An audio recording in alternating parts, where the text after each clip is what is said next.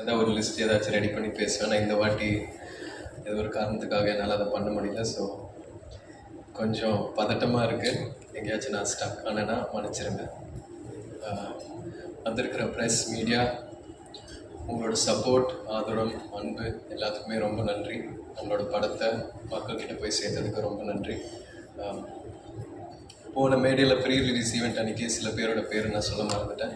So first அவங்கள பற்றி நான் பேச விரும்புகிறேன். நம்ம எடிட்டர் சக்தி, அவர் வந்து சின்ன பையன், 27 வயசு தான். ஆனால் பயங்கரமான ஒரு உழைப்பு போட்டு இந்த படத்தை பண்ணியிருக்காரு. நிறைய பேர் வந்து எடிட்டிங் பற்றி பேச அந்த ஸ்பாட்டில் பார்க்கும்போது அந்த ஏர் ஓட்டுற சீன் தான், அந்த ஏர் ஓட்டுற காட்சி தான் ஃபஸ்ட்டு எடுத்தோம். அவரை பார்த்த உடனே நம்ம சினிமாவில் பார்த்து ஒருத்தரை நேரில் பார்க்கும்போது ஒரு பெரிய பிரமிப்பு ஒன்று இருக்கும் இல்லையா? ஃபஸ்ட்டு அவர்கிட்ட நான் என் வாழ்க்கையில் நான் அவர்கிட்ட அதை அனுபவித்தேன். ஆனால் அதுக்கப்புறம் என்னை ரொம்ப கம்ஃபர்ட் ஆக்கி என்னை நிறைய கைட் பண்ணி எனக்கு நிறைய பாடம் சொன்னார், சொல்லி கொடுத்தாரு. பசுபதி சார், நான் முன்னாடி சொன்ன மாதிரி நீங்கள் ஒரு பெரிய லெஜெண்ட். இந்த படத்தில் நீங்கள் எங்கள் அப்பாவாக நடிச்சது ரொம்ப நன்றி சார். ஆடியன்ஸ்க்கு இந்த படத்தில் உங்களை ரொம்ப பிடிச்சிருக்கு and very happy sir. Nivas வந்து ரொம்ப குவைட்டான ஆள், ஆனால் மியூசிக்கில் முந்தி விளையாடுறாரு. நம்ம படத்தில் ஒரு செம்ம ஆல்பம் ஒன்று கொடுத்துருக்காரு. வாழ்த்துக்கள் Nivas. And Ranjith sir, thank you so much sir. நீங்கள் என்னை எப்படி நம்பினீங்க தெரில, ஆனால் எனக்காக இந்த மாதிரி ஒரு படம் மாரி சாருக்காக நீங்கள் கொடுத்துருக்கீங்க. உங்களோட நம்பிக்கைக்காக ரொம்ப நன்றி சார். முதல் வாட்டி இந்த படம் ஆரம்பிக்கிறதுக்கு முன்னாடி உங்களோட ஆஃபீஸில் உங்களை மீட் பண்ணேன். அப்போது தங்கலான்ல அப்பா இவ்வளோ பண்ணார், என்ன மாதிரி வேலை பார்ப்பாருன்றது வந்து நீங்கள் என்கிட்ட சொன்னீங்க. அது வந்து நான் மைண்டில் ஓட்டிகிட்டே இருந்தேன் சார். Thank you sir. அதுக்கப்புறம் அமீர் சார், நான் படம் பார்த்ததுக்கப்புறம் உங்களோட கேரக்டர் வந்து எனக்கு ரொம்ப பிடிச்சி போச்சு சார். கேமராமேன் எழுதனா கிட்ட நான் கேட்கும்போது அந்த ஒரு சீனில் வண்டியிலேருந்து நீங்கள் கையை நீட்டி அந்த கத்தியை பிடிப்பீங்க இல்லையா சார், அதில் வந்து நிறைய நெருப்பெல்லாம் இருக்கும், நீங்கள் பயங்கர ரிஸ்க் எடுத்து பண்ணீங்கன்னு சொன்னாங்க அவங்க. அது வந்து எனக்கு ஒரு பெரிய ஆச்சரியம் ஒன்று கொடுத்துச்சு சார். நீங்கள் வேறு level sir. I love you so much. நீங்கள் பண்ணுற ஸ்டண்ட் சீக்வன்சஸ், நீங்கள் எடுக்கிற ரிஸ்க், நீங்கள் போடுற உழைப்பு எல்லாமே வந்து எனக்கு ஒரு பெரிய inspiration sir. Thank you. Rajisha, thank you. எனக்கு ஒரு பெரிய சப்போர்ட்டாக இருந்திருக்கீங்க இந்த படத்தில். Aditi, thank you so much. போன மேடையில் உங்களை பற்றி நான் பேச மறந்துட்டேன். அதித்தி வந்து எனக்கு இந்த பயணத்தில் ஒரு பெரிய பில்லராக இருந்திருக்காங்க, எனக்கு ஒரு பெரிய சப்போர்ட்டாக இருந்திருக்காங்க. So thank you so much Aditi. 5 star Senthil sir, thank you so much sir. வாழ்த்துக்கள் சொல்ல விரும்புகிறேன். இப்போ அவங்க கோல்டு மெடல் ஜெயிச்சிருக்காங்க. So thank you. மாரி சார் பற்றி சொல்லணுன்னா, இந்த அனுபவமே, இந்த எக்ஸ்பீரியன்ஸே எனக்கு ஒரு ரொம்ப புது அனுபவமாக இருக்குது. ஏன்னா இது வரைக்குமே என் வாழ்க்கையில் இந்த மாதிரி ஒரு வெற்றி நான் உணர்ந்ததில்லை. இந்த வயசில், கெரியரில், இந்த ஸ்டேஜில் இந்த மாதிரி ஒரு படம் கொடுத்ததுக்கு ரொம்ப நன்றி. ஏன்னா இந்த படம் மூலயமா நீ சினிமாக்காக என்னெல்லாம் பண்ண தயாராக இருக்கணும், எவ்வளோ எஃபர்ட் போட தயாராக இருக்கணுன்றது வந்து இந்த கதாபாத்திரம் மூலிமா, கிட்டான் மூலிமா, அவன் நேசிக்கிற கபடி மூலிமா ரொம்ப அழகாக காமிச்சார் மாரி சார். எனக்கு இது வரைக்குமே நான் 27 இயர்ஸில் கற்றுக்கிற விஷயங்களை விட நான் அவரோட ஸ்பெண்ட் பண்ண அந்த 1.5 வருஷத்தில் லேர்ன் பண்ண விஷயங்கள் தான் அதிகம். ஸோ அவர் எனக்கு ஒரு பெரிய பாடம் சொல்லி கொடுத்துருக்காரு. அவருக்கு எவ்வளோ நன்றி சொன்னாலும் பத்தாது.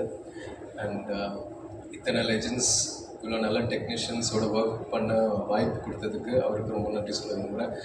சினிமாவில் அவர் பயங்கரமாக உழைக்கிறாரு, ஸ்பாட்டில் பயங்கரமாக உழைக்கிறாரு. ஆனால் நம்ம ப்ராக்டிஸ் பண்ணிகிட்டு இருக்கும்போது கூட, நானும் பையனுகளெல்லாம் வந்து விளையாடிட்டு இருக்கும்போது அவர் வந்து ஷூவை மாட்டி வார்ம் அப் பண்ணிகிட்டு இருப்பார், கிரவுண்டை சுற்றி ஓடிட்டு இருப்பார். அப்போவே எனக்கு பயங்கரமாக கண்ணுக்கானது ரொம்ப எமோஷனல் ஆகும். எப்படி இந்த இடத்துல இருக்கிற ஒரு டேரக்டர், இவ்வளோ லெஜெண்டரியாக இருக்கிற ஒரு டேரக்டர் வந்து இன்னமும் இவ்வளோ எஃபர்ட் போட்டு பண்ணுறாரு. 12-1 மணி வரைக்கும்லாம் விளையாடிட்டு இருப்பார். இந்த படத்தில் நீங்கள் பார்க்குற ஒவ்வொரு கபடி காட்சியிலையும் நான் பண்ணுறது, டிஃபெண்டர்ஸ் பண்ண வேண்டியது எல்லாம் வந்து அவர் ரொம்ப ரிஸ்க் எடுத்து பண்ணுவார். இந்த ப்ராசஸில் அவருக்கு கை உடஞ்சிருக்கு, நிறைய இன்ஜுரிஸ் ஆகிருக்கு. இதெல்லாம் வந்து நான் சொன்ன மாதிரி நம்மளோட சினிமாக்காகவும் எனக்காகவும் பண்ணாருன்னு நான் நம்புகிறேன். ஸோ அவருக்கு எவ்வளோ நன்றி சொன்னாலும் பார்த்தாது sir. Thank you so much sir.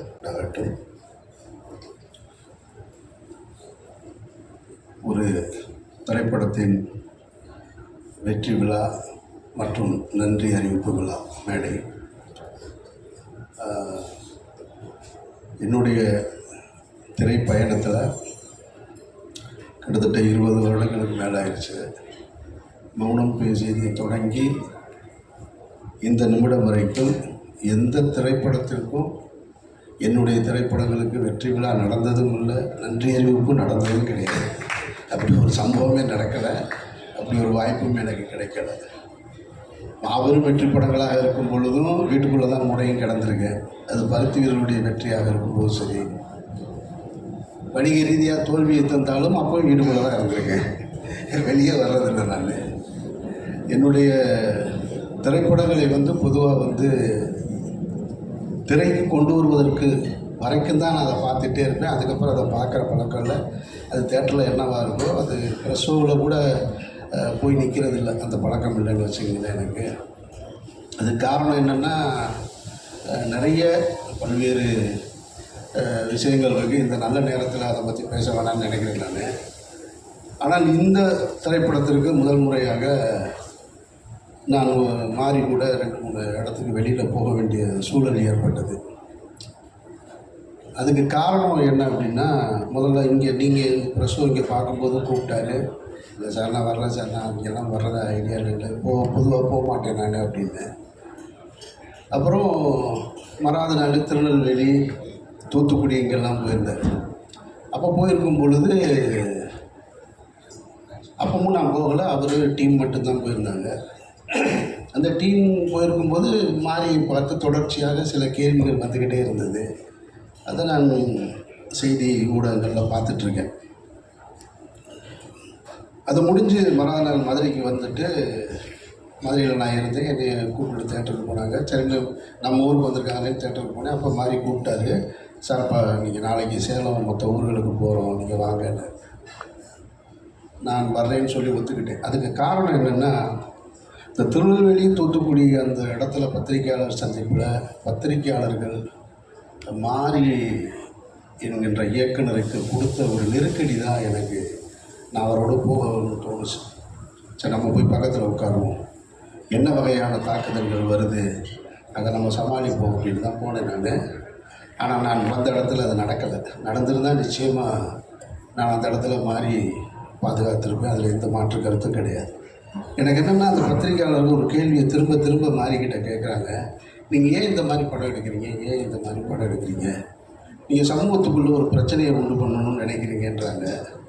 இது எவ்வளவு அபத்தமான ஒரு கேள்வியாக இருந்ததுன்னு நான் பார்த்தேன். நான் கண்ணுக்கு தெரியாத சாமி, இல்லாத பேய், இது ரெண்டை பற்றி இங்கே நிறைய சினிமா வெற்றி அடைஞ்சிக்கிட்டே இருக்குது. சாமி யாரும் பார்த்ததும் கிடையாது, அதை பற்றி படம் எடுத்தால் கொண்டாடுறாங்க. பேய் அது இல்லவே இல்லை. ஏன்னா பேயை விட மனுஷன் ரொம்ப மோசம்னு நான் நினைக்கிறது. பேய் எந்த பேயினாலும் எந்த தொந்தரவும் கிடையாது. ஏன்னா பேய் பார்த்தீங்கன்னாக்க அதுவே ரொம்ப பயந்தது தான். ஏன்னா அது பகலில் வரவே வராது. நீங்கள் எந்த திரைப்படத்துலையும் பகலில் அது இரவில் மட்டும்தான் வரும். அதுவே ரொம்ப பயந்தது. அது பகலில் போனால் ஆளுங்க நிறையா இருப்பாங்கன்னு இவனுக்கு பயந்துட்டு ஓடிடும். இது ரெண்டை பற்றியும் படம் எடுக்கலாம். ஆனால் கண்ணுக்கு தெரிஞ்சிருக்கக்கூடிய சாதி, அது ஏற்படுத்துகிற தீமைகள், அதனால் ஏற்பட்ட வலிகள், கொடுமைகளை ஒருத்தர் படம் எடுக்கக்கூடாதுன்ற கேள்வியை முன்வைக்கும் போது தான் எனக்கு ரொம்ப அபத்தமாக இருக்குது. அவர் ஒரு படம் எடுக்கிறார், அவர் ஒரு கருத்தை சொல்கிறார். அந்த கருத்துக்கு உங்கள்கிட்ட எதிர்கருத்து இருந்தால் நீங்களும் சொல்லுங்கள். எடுக்கக்கூடாது, ஏன் எடுக்கிறீங்கன்ற கேள்வி ரொம்ப ஆபத்தானதாக நான் பார்க்குறேன். நான் இப்போது மாரியுடைய படங்கள், ரஞ்சித்துடைய படங்களை பொதுவெளியில் அரசியல் சார்ந்தவங்க கருத்து தெரிவிக்கிறாங்க, அதுக்கு ஒரு எதிர்ப்பு தெரிவிக்கிறாங்க அப்படின்னா அதில் ஒரு நியாயம் இருக்கிறதா பார்க்குறேங்க. ஒன்று ரொம்ப நாளாக அடிச்சிட்டோம், அப்படியே அடி வாங்கிட்டே இருக்க வேண்டிய திடீர்னு என்ன உங்களுக்கு எங்கேருந்துடா வருது தைரியம் அப்படின்ற கேள்வியாக இருக்கலாம். இல்லை நடந்து போச்சு, அதெல்லாம் ஏன் வெளியில் சொல்கிறேன், நாங்கள்லாம் பெரிய மனுஷனாகவே வாழ்ந்துட்டோங்க அப்படின்ற எண்ணமாகவும் இருக்கலாம். அது அரசியல் சார்ந்தவர்கள், அந்த அமைப்பு சார்ந்தவர்கள் சொல்கிறாங்கன்னா அதில் ஒரு லாஜிக் இருக்கிறதா பார்க்குறேன். ஆனால் திரைத்துறையிலிருந்து வருகிற எதிர்ப்பு இருக்குது பார்த்தீங்களா, அதெல்லாம் ரொம்ப அபத்தமாக பார்க்குறேன். அதில் ஒரு இயக்குனர் ஒரு தொலைக்காட்சி ஊடகத்தில் இந்த திரைப்படத்தை பற்றி பேசும்போது ஒரு பாடல் பாடி காமிக்கிறார். நீங்கள்லாம் பார்த்துருப்பீங்க. ரொம்ப கேவலமாகவும் குரூரமாகவும் பைசன் பைசன் பைசன், அது ஒரு பாய்சன். அந்த குரலே நாராசமாக இருக்குது. அதில் இது வேறு. நான் கேட்குறேன், உங்ககிட்ட உண்மையிலே கருத்து இருந்ததுன்னா, அவர் ஒரு கருத்து வச்சுருக்காரு, அந்த மீடியாவை ஆர்ட்டாக அவர் எடுத்துகிட்டு அதன் மூலமாக ஒரு அரசியல் சொல்கிறார். உங்கள்கிட்ட கருத்து இருந்ததுன்னா நீயும் அதை ஆர்ட்டில் எடுத்துகிட்டு வர வேண்டியதானே. அப்படி தானே நீ சட்டை போடணும். அதை விட்டுவிட்டு ஒருத்தர் ஏன் எடுக்கிறான்ற கேள்வியை வந்து அவதூறு சொல்லக்கூடாது. அவர் சினிமாவின் மூலமாக ஒரு அரசியல் சொல்கிறாருன்னா நீ சினிமாவின் மூலமாக பதில் சொல்லு. அதுக்கு உங்ககிட்ட திராணி இல்லை, அதுக்கு உங்ககிட்ட வழி இல்லை, அந்த ஆட்பாமை உன்னால் பயன்படுத்த முடியலைன்னா அவதூறு சொல்லாத, கேவலப்படுத்தாத, குறை சொல்லாத. அதை தான் நான் சொல்லணும்னு நினைக்கிறேன் இந்த இடத்துல. அதனால தான் நான் மாறி கூட இந்த விழாவுக்கும் கூட, ஏன்னா இதுக்கப்புறம் பைசனுக்காக இன்னொரு விழா நடக்குமான்னு எனக்கு தெரியல, நான் அங்கே இருக்கணும்னு தெரியல. அதனால நான் இங்கே வரணும்னு வந்து உங்ககிட்ட சந்தித்து பேசணும்னு நினச்சேன். ஒரு நல்ல திரைப்படம் என்பது வந்து தனக்கான ஆட்களை சேர்த்துக்கணும். அது எனக்கும் அமைஞ்சிருக்கு, ரஞ்சித்துக்கும் அமைஞ்சிருக்கு, இன்னும் திரைத்துறையில் மிகப்பெரிய வெற்றிகளை கொடுத்த எல்லா இயக்குநர்களுக்கும். அப்படி பைசன் வந்து அமைச்சிக்கிருச்சு அப்படின்னு தான் நான் சொல்லுவேன். இது வந்து மாறி என்ற அந்த கேப்டன் வந்து அதுக்கான ஆட்களை சரியாக தேர்ந்தெடுத்ததாக தான் நான் பார்க்குறேன். நான் இப்போ துருவ அந்த கேரக்டர்லேருந்து எடுத்துகிட்டு இன்னொரு ஆர்டிஸ்ட்டை மைண்டில் வச்சு பார்க்கவே முடியாது. அப்பாவை வந்து பசுபதியை தாண்டி வேற ஒருத்தரை பார்க்க முடியாது. வாத்தியார் கேரக்டருக்கு மதனை தாண்டி வேற ஒருத்தரை பார்க்க முடியலை. ஒளிப்பதிவுக்கு எழில் இல்லைன்னா யார் சிறப்பாக செஞ்சுருப்பா அப்படின்ற கேள்வி வருது. மியூசிக்கு நிவாஸ் இல்லைன்னா வேறு யார் பழைய மியூசிக் டைரக்டரான இப்படி அது தனக்கான ஒரு நல்ல திரைப்படம் தனக்கானதை சேர்த்துக்கிறது அப்படின்னு தான் நான் உணர்றேன். நான் பொதுவாக ஒரு நல்ல திரைப்படங்களை பார்க்கும் பொழுது நம்ம பாராட்டுவோம். ஆனால் பாராட்டுகிற எல்லோரோடும் பயணிப்போமா அப்படின்னா அது வாய்ப்பு குறைவு தான். ஆனால் இந்த படத்தை பார்த்ததுக்கு பின்னாடி எனக்கு ஒரு 3 பேரோட ஒர்க் பண்ணணும் அப்படின்ற ஆசை வந்துருச்சு.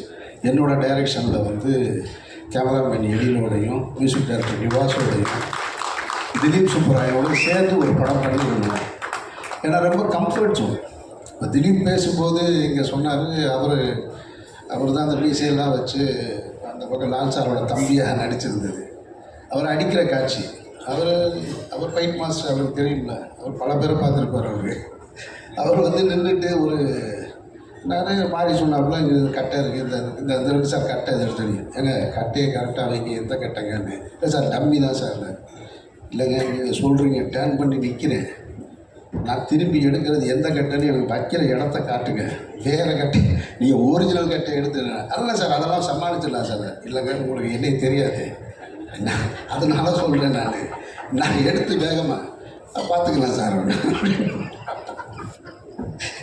டம்மி தான், ஆனால் கரெக்டாக டம்மியை நானே எடுத்து வச்சுக்கிட்டேன்.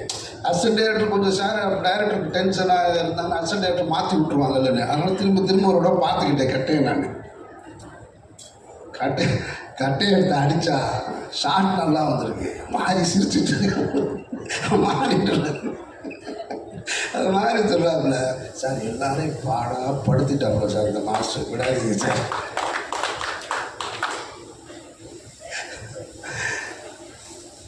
நான் வந்து திலீப்பே பார்க்குறேன் தான், அப்படியே இருக்காப்புல, கண்ணு லேசாக கலங்கியிருக்கு. ஆனால் என்னடா இவ்வளோ பேருக்கு முன்னாடி திலீப் நீங்கள் சொன்னதுனால தான் நான் சொல்கிறேன், இல்லைனா சொல்லியிருக்கேன். அப்படியே நிற்கிறாப்புல தான். இன்னொரு ஒன்று, அது ஒரு சின்ன மிஸ் ஆயிடுச்சு, அது 1 more போடலாம் சார் அப்படின்னு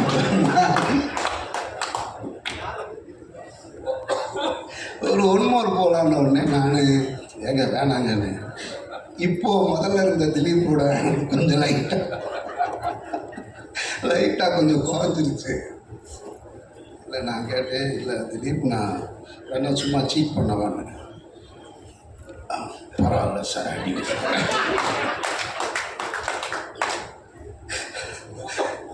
ரொம்ப நான் சொன்ன மாதிரி எதாக இருந்தாலும் இதிலேயே முடிச்சிருங்க, 3ஆவதுலாம் போனால் நல்லதுக்குங்க அப்படின்னு அப்படி நடந்தது.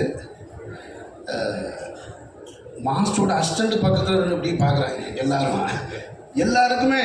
இவர் அந்த ஷாட்டு முடிஞ்சிருச்சு, திரும்ப மாறி கூப்பிட்டு ஐயோ பாருங்க அசிஸ்டண்ட் பூரா அப்படி சிரிக்கிறாங்க பாருங்க, அப்படி பூரா மறைஞ்சு சிரிச்சிட்ருக்கேன். ஏன்னா இந்த படத்தில் நிறைய ஃபைட் சீக்வன்ஸாக இருந்திருக்கு, வச்சு செஞ்சுருக்காப்புல அவர். அதனால் ஆனால் அதுக்கு பதிலுக்கு திலீப் என்னை ஒன்று வச்சு பண்ணிட்டார். அந்த பாம் அது வெடிச்சது இருக்கு இல்லையா, என் பக்கத்தில் இப்படி தான் வெடிச்சிச்சு. ஆமாம், திலீப் பார்த்த வேலை தான் அது. ரொம்ப நல்லா கம்ஃபர்ட்டாக பார்த்துக்கிட்டாப்புல. ஆனால் அது வெடித்த உடனே திரும்ப உள்ள பாய்ஸ் எல்லாம் உள்ளே வந்துட்டாங்க, ரொம்ப சேவ் பண்ணிட்டாங்க. ரொம்ப சந்தோஷம். எழில் கேமராமேனு எழில் ரொம்ப தன்